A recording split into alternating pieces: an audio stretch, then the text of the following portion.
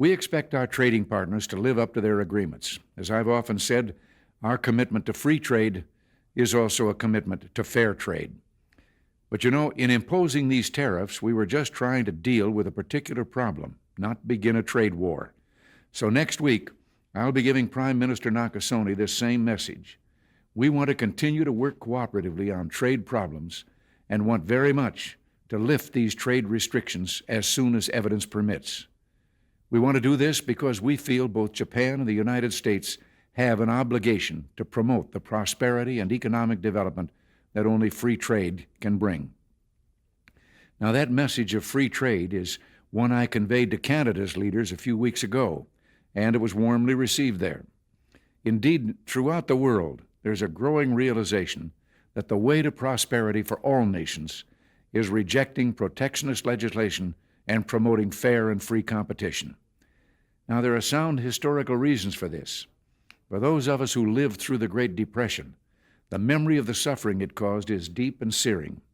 And today, many economic analysts and historians argue that high tariff legislation passed back in that period, called the Smoot-Hawley Tariff, greatly deepened the Depression and prevented economic recovery.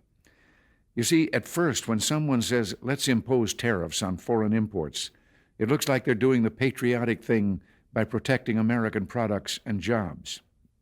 And sometimes for a short while it works, but only for a short time. What eventually occurs is, first, homegrown industries start relying on government protection in the form of high tariffs. They stop competing and stop making the innovative management and technological changes they need to succeed in world markets. And then, while all this is going on, something even worse occurs. High tariffs inevitably lead to retaliation by foreign countries and the triggering of fierce trade wars. The result is more and more tariffs, higher and higher trade barriers, and less competition. So soon, because of the prices made artificially high by tariffs that subsidize inefficiency and poor management, people stop buying. Then the worst happens. Markets shrink and collapse, businesses and industries shut down, and millions of people lose their jobs.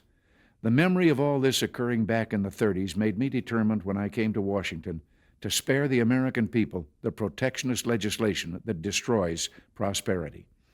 Now, it hasn't always been easy. There are those in the Congress, just as there were back in the 30s, who want to go for the quick political advantage, who risk America's prosperity for the sake of a short-term appeal to some special interest group, who forget that more than 5 million American jobs are directly tied to the foreign export business, and additional millions are tied to imports.